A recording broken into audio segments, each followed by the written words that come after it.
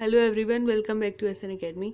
Guys, आज हम cover करने वाले हैं रिसर्च एप्टीट्यूड के प्रीवियस ईयर क्वेश्चन। ठीक है, तो ये हमारे पेपर 1 की यूनिट सेकंड है जो उसका नाम है रिसर्च एप्टीट्यूड। गाइस, ठीक है, तो इसमें 2019 में हमारे जितने भी क्वेश्चन आए, क्योंकि 2019 में लेटेस्ट सिलेबस है जो हमारा, उसके अकॉर्डिंग उस पैटर्न पे क्वेश्चन आए, तो इसलिए 2019 के जितने भी क्वेश्चन है ऑलमोस्ट मैंने उनको यहाँ पे इंक्लूड किया हुआ है। ठीक है, तो आज हम इन एमसीक्यूज़ को अटैम्प्ट करने वाले हैं।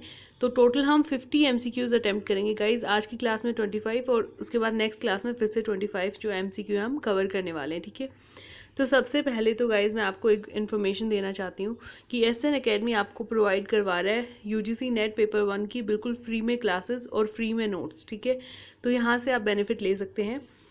और गाइज, जो हमारी पेपर 1 की अभी तक यूनिट 4 कंप्लीट हो चुकी है विद एमसीक्यू कम्युनिकेशन वाली, यूनिट 6 लॉजिकल रीजनिंग कंप्लीट हो चुकी है। ठीक है, विद एमसीक्यूज़, और यूनिट सेकंड अभी कंप्लीट हो जाएगी, एक और लेक्चर है इसका। ठीक है, एमसीक्यूज़ के साथ।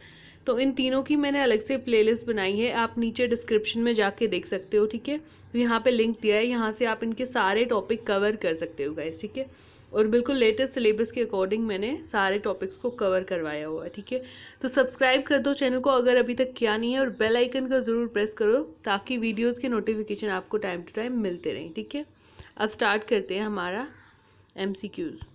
फर्स्ट क्वेश्चन है, हाइपोथेसिस क्या होता है, ये पूछा है। ये हाइपोथेसिस, अब मैंने आपको ये कवर करवाया हुआ है। ठीक है, तो हाइपोथेसिस मैंने क्या बताया था कि एक टेंटेटिव प्रोपोर्शन होती है। ठीक है, जिसको एक्सप्लेन करते हैं हम। तो टेंटेटिव हमें यहाँ पे दिख रहा है, डायरेक्ट इसी पे पहुंच जाएंगे। ठीक है, tentative statement providing an explanation, हाँ ये बिल्कुल सही है। ठीक है, तो यानी इसका आंसर हुआ हमारा डी, फर्स्ट का डी वाला।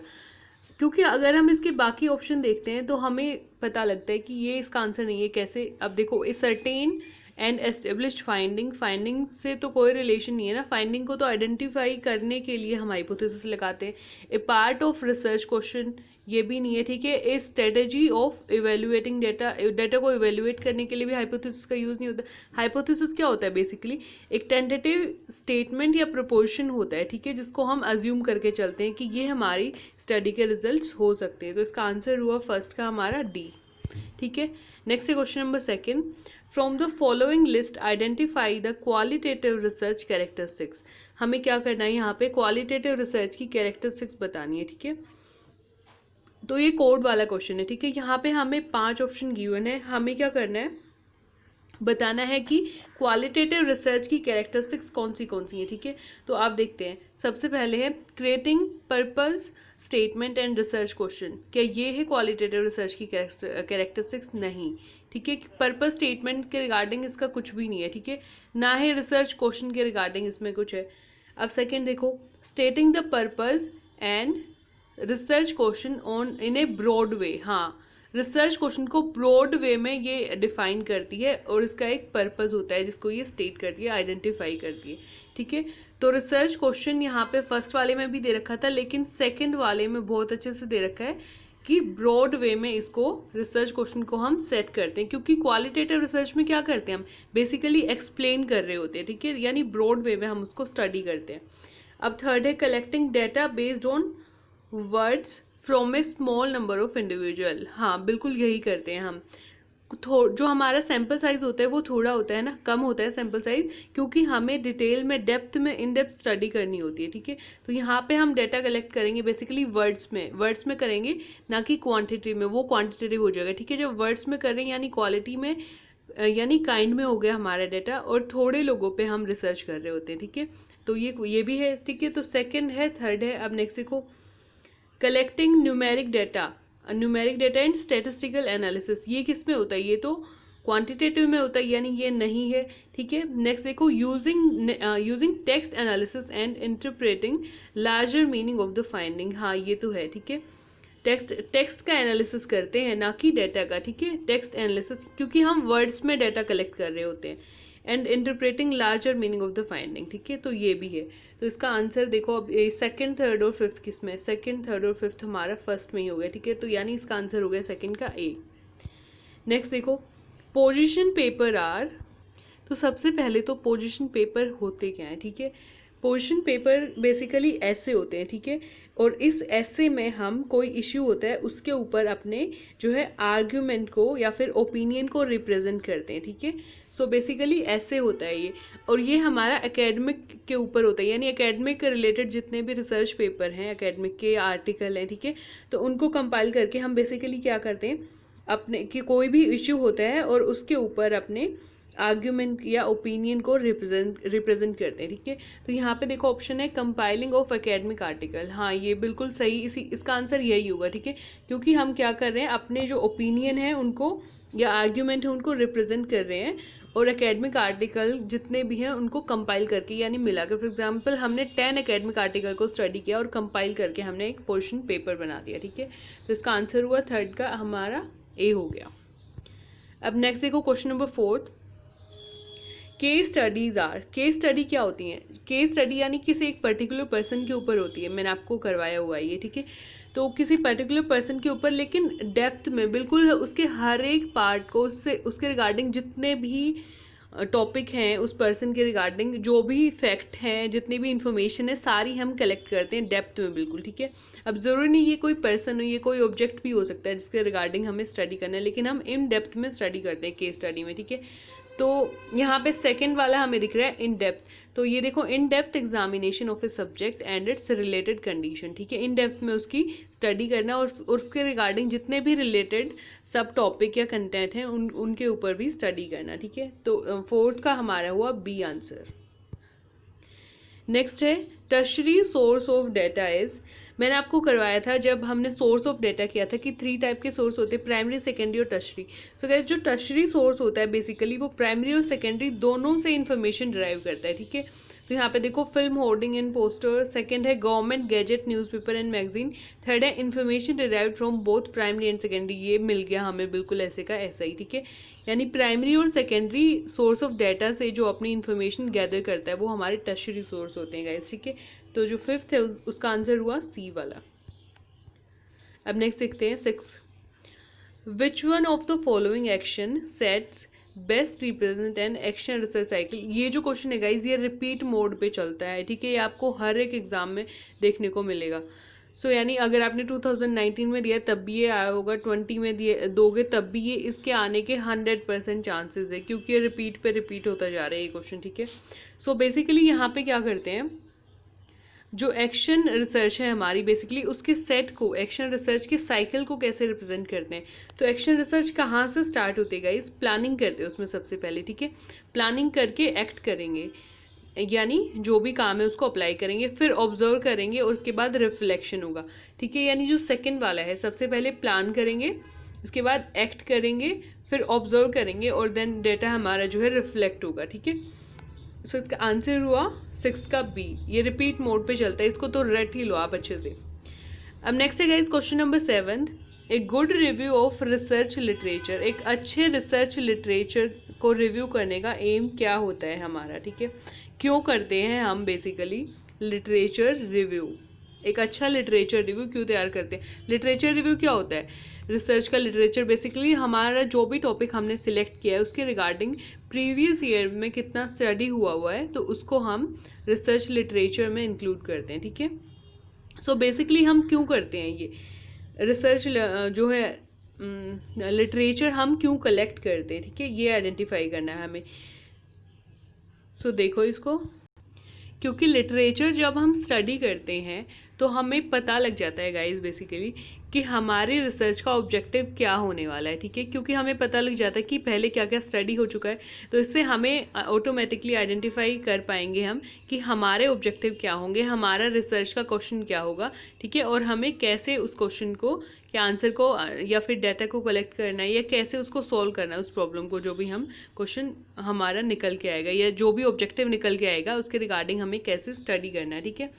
सो ऑप्शन दे रखे हैं हमें subjective analysis of the content, ये तो नहीं है कुछ, ये हो भी सकता है बट कहीं ना कहीं जब भी हम नेट का एग्ज़ाम देने जाते हैं गाइज एक बात हमें याद रखनी होती है कि जितने भी ऑप्शन गिवन हो हमें उसमें से 2 या 3 ठीक लग सकते हैं और हो सकता है हो भी 2 या 3 ठीक, लेकिन हमें वही ऑप्शन सिलेक्ट करना है जो सबसे ज़्यादा सुटेबल हो, ठीक है। तो सेकेंड ऑप्शन देखो, provide information about the author and their affiliation, हाँ ये भी करता है, बट क्या मेन पर्पज़ ये है? नहीं। थर्ड है generate research question and validating those question, ये मिल गया हमें यहाँ पे आंसर। फोर्थ भी देख लो एक बार, conduct multiple task based screening. But जो थर्ड है गाइज वो सबसे ज़्यादा सुटेबल है, ठीक है, क्योंकि हमें हमारे ऑब्जेक्टिव आइडेंटिफाई हो जाते हैं रिसर्च लिटरेचर जब हम रिव्यू करते हैं, ठीक है। तो रिसर्च क्वेश्चन यानी हमें अपने ऑब्जेक्टिव पता लग जाते हैं एंड वैलिडेटिंग दोज क्वेश्चन, और उनकी वैलिडिटी भी होती है, हम उनको वैलिडेट कर सकते हैं कि देखो ऐसे इसके रिगार्डिंग पहले ऐसे काम हुए तो हम इस पे काम अब कर सकते हैं, ठीक है। तो सेवंथ का हमारा हुआ थर्ड यानी सी ऑप्शन। नेक्स्ट है researcher fails to reject the null hypothesis, ठीक है। नल हाइपोथेसिस एक रिसर्चर ने सेट की थी बट वो फेल हो गया उसको रिजेक्ट करने में, ठीक है। In his or her research, which implication will it carry for his or her principal research hypothesis? अब वो इस काम को करने में फेल हो गया, ठीक है। उसको करनी थी नल हाइपोथेसिस रिजेक्ट, बट वो फेल हो गया इस काम को करने में। तो कौन सा ऐसा इम्प्लीकेशन लेके हम चलें कि जो है उसके रिसर्च हाइपोथेसिस, जो प्रिंसिपल रिसर्च हाइपोथेसिस है यानी नल हाइपोथेसिस, ठीक है, तो वो हमारी जो है ठीक हो जाएगी। यानी ये उसने जो गलत डिसीजन ले लिया इसको कैसे ठीक करेंगे बेसिकली, तो उसको रिजेक्ट करना था बट वो फेल हो गया, ठीक है।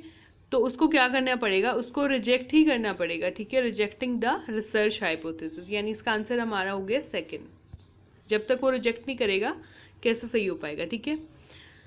नेक्स्ट है ninth, which one of the following is the main feature of qualitative research. Qualitative research का मेन फीचर क्या है गाइज? तो ऑप्शन देखते हैं हम, avoid positivist assumption and data analysis. जब मैंने आपको पॉजिटिविस्टिक वाला करवाया था और ठीक है, तो उसमें मैंने आपको क्या करवाया था, पॉजिटिविज्म और नॉन पॉजिटिविज्म ऐसा करके था ना कुछ, तो उसमें मैंने आपको क्या करवाया था, हाँ ये था positivism and post positivistic approach, ठीक है। तो जो पॉजिटिविस्टिक होती है उसमें हम क्या करते थे, ये बेसिकली क्वांटिटेटिव रिसर्च को लेके होता था, है ना, और जो पोस्ट पॉजिटिविज्म है वो क्वालिटेटिव रिसर्च पे होता था। तो यानी जो हम क्वालिटेटिव रिसर्च करेंगे तो पॉजिटिविज्म या फिर पॉजिटिविस्टिक अप्रोच को हम अवॉइड करेंगे, ठीक है, ये वही बात बोल रही हूँ यहाँ पे। तो फर्स्ट ऑप्शन में यही है, avoid positivistic assumption and data analysis. जब हम क्वालिटेटिव रिसर्च करते हैं तो हम काइंड में डेटा कलेक्ट करते हैं, ठीक है, तो हमें जो है डेटा का एनालिसिस नहीं करना होता, हमें टेक्स्ट का एनालिसिस करना होता है, ठीक है। तो यानी ये इन दोनों चीज़ों को यहाँ पे अवॉइड कर रहे हैं, यानी हमारा ऑप्शन फर्स्ट ही है, ठीक है। और भी देख लेते हैं कि ये भी ठीक हो सकते हैं, subscribe to pre existing categories, collect data in numeric, ये भी नहीं होगा, use empirical method of data analysis, ये भी नहीं होगा, ये भी नहीं होगा, ठीक है। तो यानी हमारा फर्स्ट ही बचता है, यानी नाइन्थ का हमारा हो गया ए आंसर। नेक्स्ट है question number 10th, which one of the following research format focuses on hypothesis testing and generalisation. अब कौन सा ऐसा रिसर्च का टाइप है जो बेसिकली फोकस करता है हाइपोथेसिस को टेस्ट करने पे या फिर जनरलाइजेशन पे, ठीक है। सो गाइज ऑप्शन देखो, एक्सपेरिमेंटल एंड एक्सपोज्ड फैक्टो। क्या हम एक्सपेरिमेंटल रिसर्च में हाइपोथेसिस बनाते हैं? जी हाँ बिल्कुल बनाते हैं। और एक्सपोज्ड कौन सा होता है? एक्सपोज्ड बेसिकली डिस्क्रिप्टिव रिसर्च का एक पार्ट है, मैंने आपको करवाया था ये ना। सो यहाँ पे इन दोनों में ही हम हाइपोथेसिस लेके चलते हैं, और डिस्क्रिप्टिव रिसर्च का मेन पर्पज ही होता है हाइपोथेसिस को टेस्ट करके उसके रिजल्ट फाइंड आउट करना या फिर जनरलाइज करना, ठीक है। और एक्सपेरिमेंटल का भी बेसिकली यही होता है, यानी हमारा आंसर यही हो गया, 10th का ए हो गया। अब इनको भी देख लो बाकी ऑप्शन को। केस स्टडी में ऐसा होता है? नहीं, केस स्टडी में तो हम इन डेप्थ में स्टडी करते हैं। फिनोमिनोलॉजी, जब किसी एक फिनोमिना के ऊपर दो अलग अलग या दो से ज़्यादा बंदों के हम रिव्यू लेते हैं, ठीक है। और नरेटिव में यानी नरेट करना, तो ये भी नहीं होगा, ठीक है। Intervention based action research, action research में भी ऐसा कुछ नहीं होता जो इंटरवेंशन बेस्ड होती है, ठीक है। यानी इसका ऑप्शन एक ही बचा हमारे पास, 10th का A. Next question number 11th, a hypothesis should be conceptually. एक हाइपोथेसिस को कैसा होना चाहिए? हाइपोथेसिस सिंपल होना चाहिए ना, ऐसा होना चाहिए लोगों को समझ में आ जाए पढ़ते ही कि क्या जो है रिजल्ट इन्होंने या फिर क्या स्टेटमेंट इन्होंने एज्यूम करके चलिए रिजल्ट के रिगार्डिंग, ठीक है। तो ऑप्शन देखो, फर्स्ट है कॉन्वोल्यूटेड, कॉम्प्लेक्स और जेनरिक। अब कॉम्प्लेक्स आ गए, बाकी वर्ड्स को छोड़ दो, कॉम्प्लेक्स तो होनी ही नहीं चाहिए हाइपोथेसिस, ठीक है।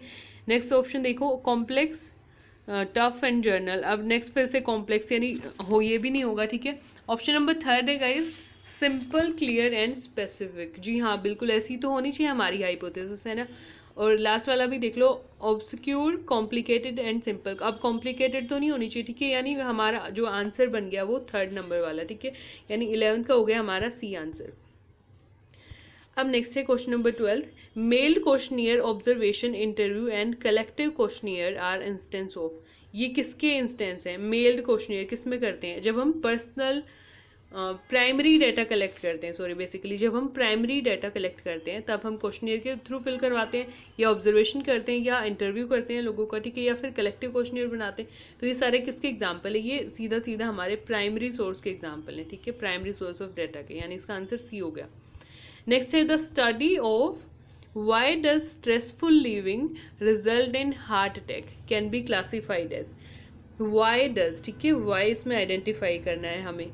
Y does stressful living, stressful living क्यों हार्ट अटैक, जब हम स्ट्रेसफुल रहते हैं ऐसी लाइफ क्यों हार्ट अटैक को लीड करती है बेसिकली, ठीक है। तो किस टाइप की रिसर्च हो सकती है? क्या ये डिस्क्रिप्टिव है? नहीं। क्यों? क्योंकि डिस्क्रिप्टिव में तो हम बताते हैं व्हाट के ऊपर फोकस करते हैं ज़्यादा, ठीक है। एक्सप्लेनेटरी, जी हाँ, एक्सप्लेन ही तो हम करेंगे यहाँ पे बेसिकली, ठीक है। कॉज यानी क्यों हुआ, तो ये क्यों हो रहा है इसलिए, यानी एक्सप्लेनेटरी है ये। और भी देख लो, कोरिलेशनल में क्या होता है बेसिकली, रिलेट करते हैं अलग अलग रिसर्च को, है ना। और फिजिबिलिटी में उसकी बेसिकली ये फिजिबिलिटी रिसर्च में ये स्टडी करते हैं कि हमारी स्टडी काम कर पाएगी या नहीं कर पाएगी, ठीक है। सो बेसिकली इसका आंसर हुआ सेकेंड वाला, यानी 13 का हो गया बी आंसर। अब नेक्स्ट है during research while recording observation, जब हम रिसर्च करते हैं और जब हम ऑब्जर्वेशन रिकॉर्ड करते हैं, if an observer rates an individual based on rating given in another aspect of interaction, ठीक है। किसी को रेट करना है, जब रिसर्चर रिसर्च करता है तो वो ऑब्जर्व कर रहा होता है, तो किसी इंडिविजुअल को वो उस तरीके से रेट करता है बेसिकली जो जिस काम के लिए वो गया है उस पर फोकस नहीं करेगा, किसी और एस्पेक्ट पे, ठीक है, अनदर एस्पेक्ट पे वो फोकस करेगा। यानी हो सकता है जब रिसर्चर गया हो तो बहुत अच्छे तरीके से उसकी आवभगत हुई हो वहाँ पे, है ना, तो उसके बेसिस पे उसने रेट कर दिया। तो इस टर्म को हम क्या बोलते हैं? मैंने आपको बिल्कुल अलग से करवाया हुआ था। इस टर्म को हम हेलो इफेक्ट बोलते हैं या फिर हेलो एरर बोलते हैं, ठीक है, हालो बोलते हैं बेसिकली, बट इसको याद रख सकते हैं हेलो वाले कंसेप्ट से, ठीक है। तो ये मैंने करवाया हो, अगर वीडियो आपने नहीं देखी है तो जाके इसको देख लो एक बार, ठीक है। तो यानी 14 का आंसर हुआ हमारा सी वाला। नेक्स्ट है the formulation of a research problem can be compare to. अब जब हम रिसर्च को फॉर्मुलेट करते हैं, रिसर्च की प्रॉब्लम को यानी टॉपिक को आइडेंटिफाई करते हैं बेसिकली, तो उसको किससे कंपेयर कर सकते हैं? ऑप्शन देखो, like the foundation of A building, building the wall of A home, polishing the door, constructing the ceiling.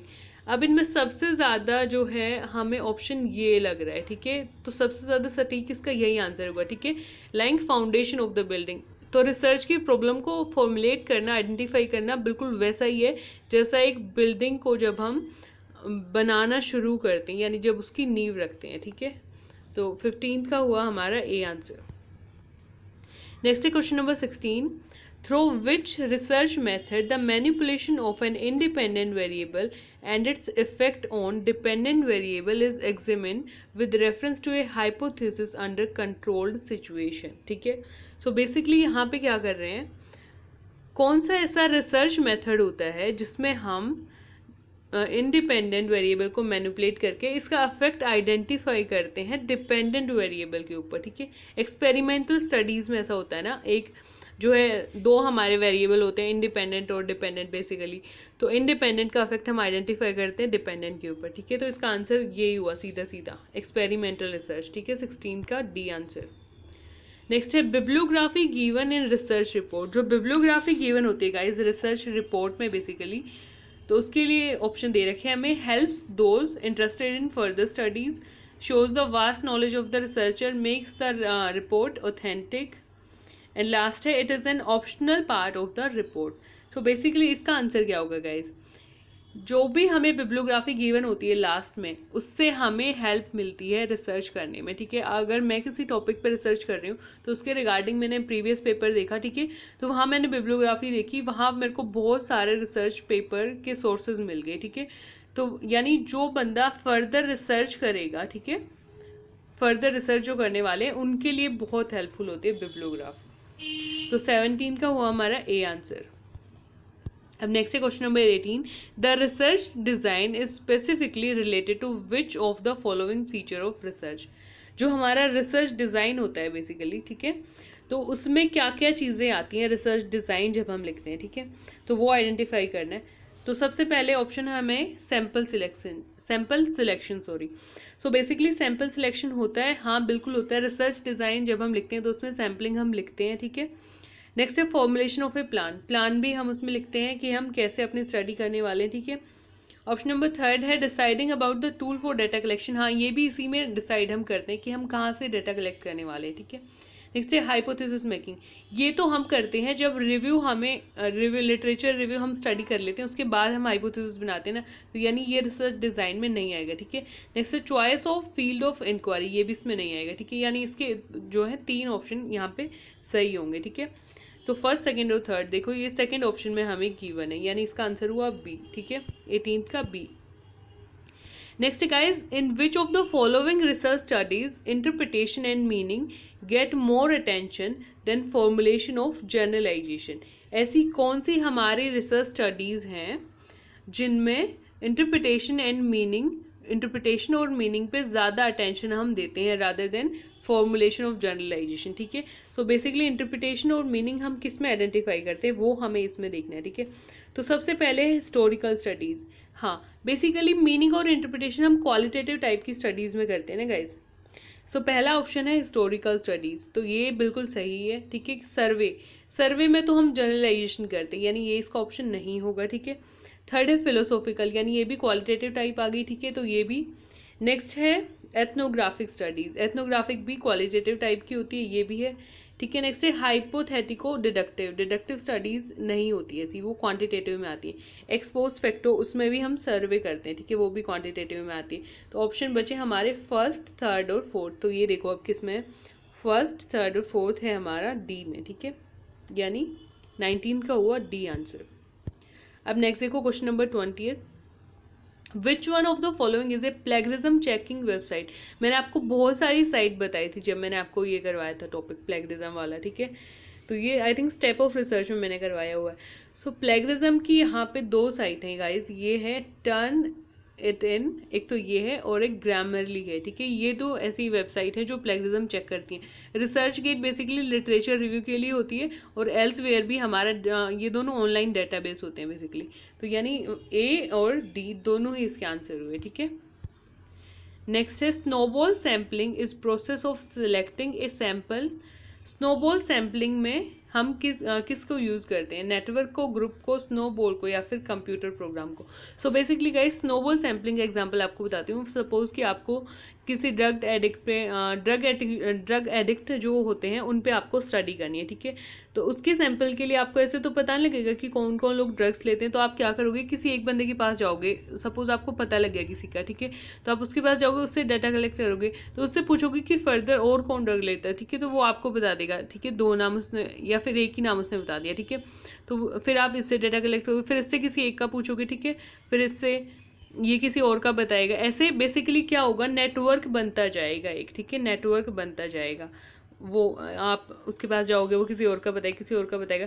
तो स्नो बॉल सैम्पलिंग में यही होता है कि हमने एक बार बॉल फेंक दी है, अब उसी के अकॉर्डिंग हम घूमते हुए चले जाएंगे, नेटवर्क बनाते हुए, ठीक है।